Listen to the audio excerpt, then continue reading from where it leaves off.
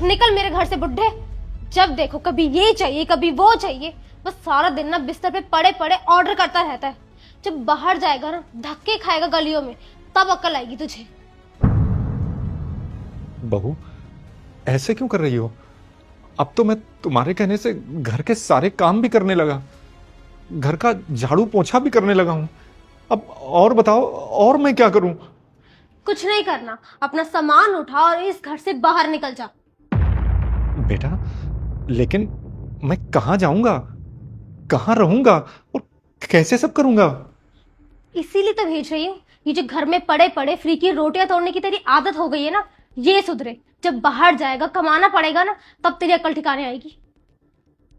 बेटा, अपने बेटे को मैंने ही पढ़ा लिखा कर इस काबिल बनाया कि आज वो विदेश में नौकरी कर रहा है, और तुम कह रहे हो कि बाहर जाकर जब कमाऊंगा तब मुझे पता चलेगा।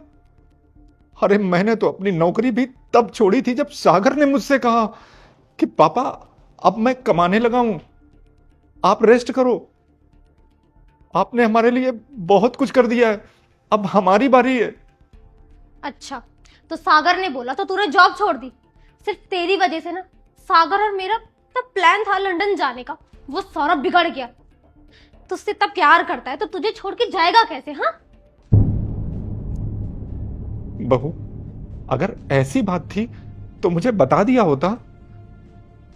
कोई बात नहीं, मैं इस बार सागर को बोल दूंगा कि वो तुझे अपने साथ लेता जाए, लेकिन मुझे इस घर में बना रहने दो। मैं अकेले ही अपना देख लूंगा।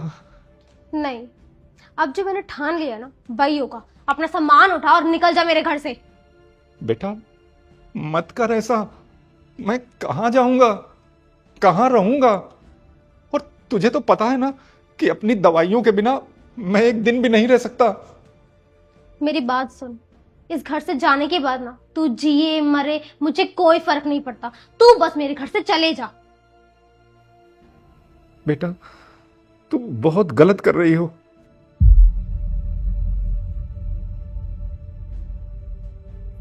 भगवान सब देख रहा है, और मेरे बेटे को पता चलेगा तो तुम्हारे लिए अच्छा नहीं होगा। ज्यादा ज्ञान मत दे, निकल मेरे घर से, समझा? और रही बात तेरे बेटे की ना, तो उसको मैं अच्छे से संभाल लूंगी। तू निकल।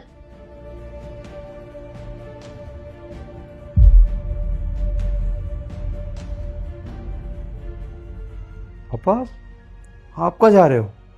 और ये आपकी आंखों में आंसू, क्या हुआ है? सागर, अच्छा हुआ तुम आ गए। तुम्हें पता है मेरा एक एक दिन कैसे कटा है इस घर पे? लेकिन हुआ क्या है? तुम्हारे जाने के बाद ना पापा मुझे गंदी नजर से देखते थे, और एक बार ना मेरे पास आने की भी कोशिश की तो मैंने तुम्हारा नाम लिया तो डर के पीछे हो गए। अरे इस बूढ़े बाप को घर से निकालने के लिए इतना बड़ा लांछन मत लगाओ बेटा। उम्र के इस पड़ाव पर इतना बड़ा आरोप।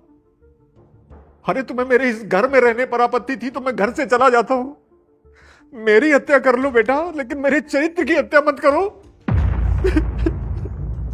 देखा सागर, देखा कैसे मासूम बन रहे हैं, जैसे इन्होंने कुछ किया ही नहीं, कुछ पता ही नहीं है इनको।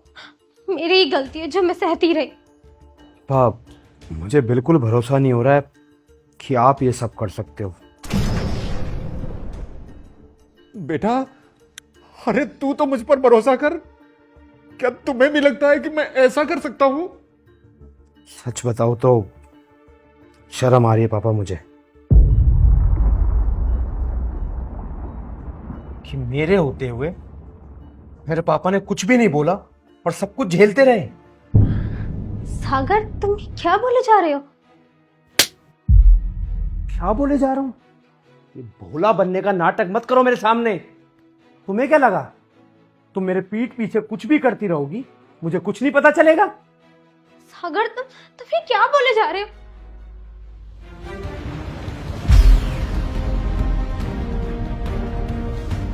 कुछ बोलना चाहोगी? क्या हुआ, बोलती बंद हो गई? अब नहीं बताओगी ये कौन है?